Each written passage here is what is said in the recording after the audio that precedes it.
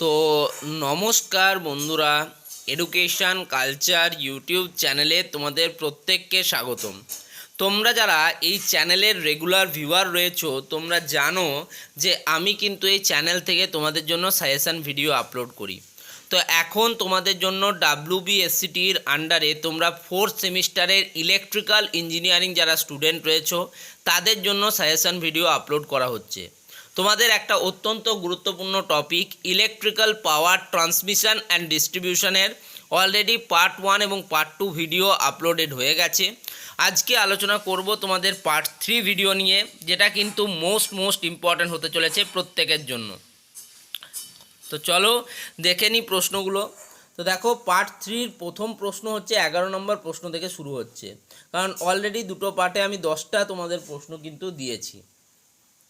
দেখো, পার্ট 3-এর 11 নম্বর প্রশ্নের পার্ট এতে দেখো কি রয়েছে, what are the advantages of high transmission voltage. এই যে আমরা বিভিন্ন ধরনের ট্রান্সমিশন টাওয়ারের মাধ্যমে 22 কেভি, 132 কেভি, 400 কেভি, এই এক্সট্রা যে হাই ভোল্টেজ, আমরা সেই হাই ভোল্টেজ কেন ট্রান্সমিট করি, তার কি কি অ্যাডভান্টেজ রয়েছে সেটা তোমার কাছে জানতে চেয়েছে। এটা একটা খুব ইম্পর্ট্যান্ট একটা প্রশ্ন, ভালো করে উত্তর লিখতে হবে, কারণ 6 মার্কস রয়েছে। তোমাকে অবশ্যই যুক্তিসঙ্গত 3টে থেকে 6টা পয়েন্ট কিন্তু দিতে হবে।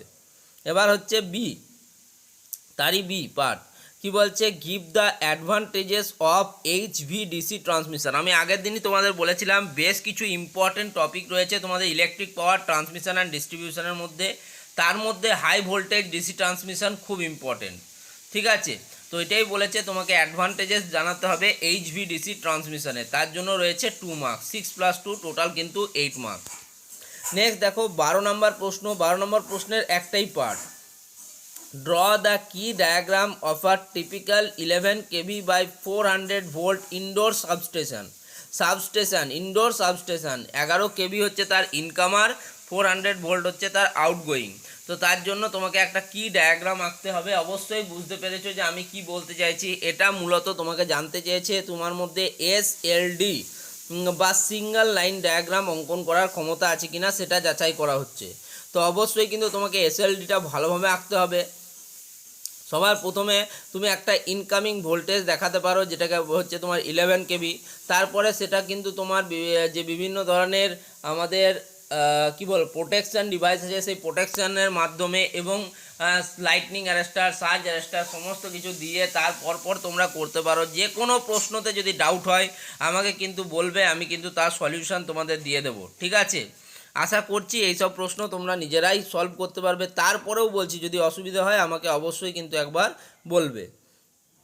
13 নম্বর প্রশ্নে দেখো পার্ট এতে কি বলছে, with a neat diagram show the various parts of a high voltage single core cable. একটা সিঙ্গল কোর কেবলের যে বিভিন্ন ধরনের পার্টস রয়েছে হাই ভোল্টেজ সিঙ্গল কোর কেবলের, সেটাকে খুব সুন্দর একটা নিট ডায়াগ্রামের সাহায্যে এঁকে দেখাতে হবে এবং সেই পার্টসগুলো যেগুলো রয়েছে সেগুলোকে কিন্তু তোমার লেবেলিং করতে হবে, তবে গিয়ে এই প্রশ্নটার সলিউশন হবে। যেহেতু 5 মার্কস রয়েছে, বড় মার্কস কিন্তু তোমাদের পাওয়ার জন্য ভালোভাবে ডায়াগ্রামটা এঁকে লেবেলিংটা ঠিকঠাকভাবে অবশ্যই করতে হবে। ঠিক আছে, 13 নম্বর প্রশ্নেরই পার্ট বি কি বলছে দেখো, what are the causes of low power factor of the supply system.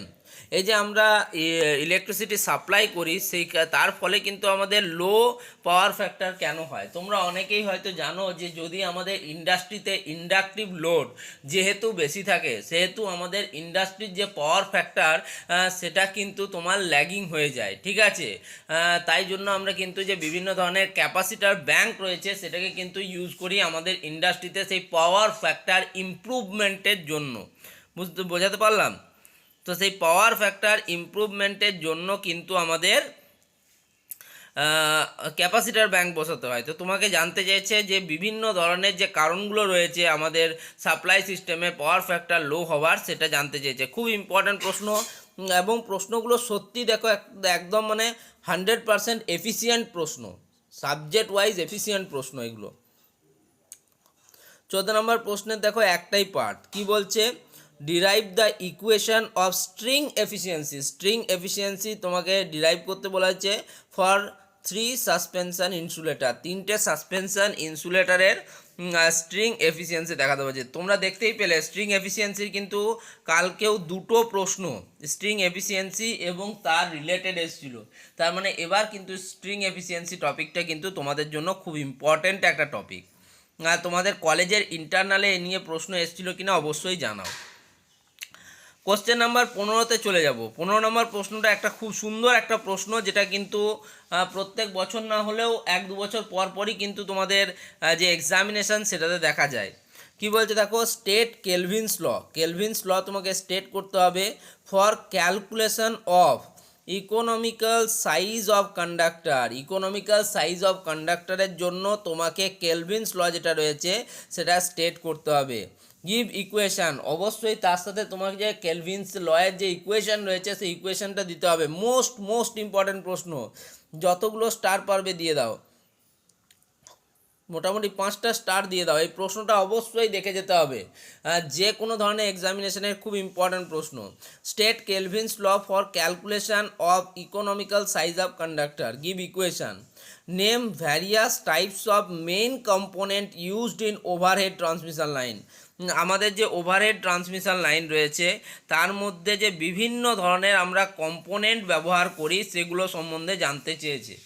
দেখো, ট্রান্সমিশন লাইনের সব থেকে বড় যে কম্পোনেন্ট সেটা হচ্ছে ট্রান্সমিশন টাওয়ারের কিন্তু তোমরা জানো আবার 3টে পার্ট রয়েছে, ঠিক আছে, যেটাকে আমরা মেনলি যেটাকে স্ট্রাকচারাল, যদি আমরা সেই দিক থেকে যাই তার কিন্তু বিভিন্ন ভাগ রয়েছে। একইভাবে তোমরা জানো সেখানে কিন্তু আমাদের যে ইনসুলেটর রয়েছে আমরা জানি সেখানে সাসপেনশন টাইপ ইনসুলেটর কিন্তু ইউজ করা হয়, ঠিক আছে। তারপরে আমরা জানি জাম্পার ওয়্যারস ইউজ করা হয়, ঠিক আছে। তারপরে আমাদের যদি তারের কথা বলি RYB, আমাদের তার তো থাকেই, তার সাথে কিন্তু আমাদের একটা আর্থিং ওয়্যার কিন্তু যুক্ত থাকে ট্রান্সমিশন টাওয়ারের উপরে। তো এরকমভাবে কিন্তু বিভিন্ন ধরনের জিনিস রয়েছে যেগুলো কিন্তু আমাদের ওভারহেড ট্রান্সমিশন লাইনের ক্ষেত্রে অপরিহার্য, ঠিক আছে। যদি তোমাদের বলছি তো যে কোনো প্রশ্নতে ডাউট হলে শুধুমাত্র সেই টপিকটা আমাকে বললেই আমি তার সলিউশন তোমাদের প্রোভাইড করব, তবে কিন্তু ভালো রকম ভিউজ হওয়া চাই ভিডিওতে। 16 নম্বর প্রশ্ন দেখো, the state the advantages of FACTS control, ঠিক আছে, flexible AC transmission system control system. Name the different types of FACTS control system. বিভিন্ন ধরনের যে FACTS যে কন্ট্রোল সিস্টেম আছে তার কিন্তু নাম লিখতে বলা হয়েছে। তুমি প্রশ্নগুলো দেখো, 3টে পার্টে যে 16টা প্রশ্ন তোমাদেরকে প্রোভাইড করেছি, তোমরা নিজেরাও একটাও প্রশ্ন এর মধ্যে ছাড়তে পারবে না। তোমাদের স্যাররা রয়েছেন, টিউশনের স্যাররা রয়েছেন, কলেজের প্রিন্সিপাল স্যারেরা, প্রফেসর স্যারেরা রয়েছেন, তাদেরকে দেখাও, তাদেরকেও জিজ্ঞেস করো যে স্যার এই প্রশ্নগুলো সত্যিই ইম্পর্টেন্ট কিনা, এই প্রশ্নগুলো পরীক্ষায় আসার মতো কিনা, তারাই তোমাকে কিন্তু যথাযোগ্য এর উত্তর দিয়ে দেবেন। ধন্যবাদ সকলকে।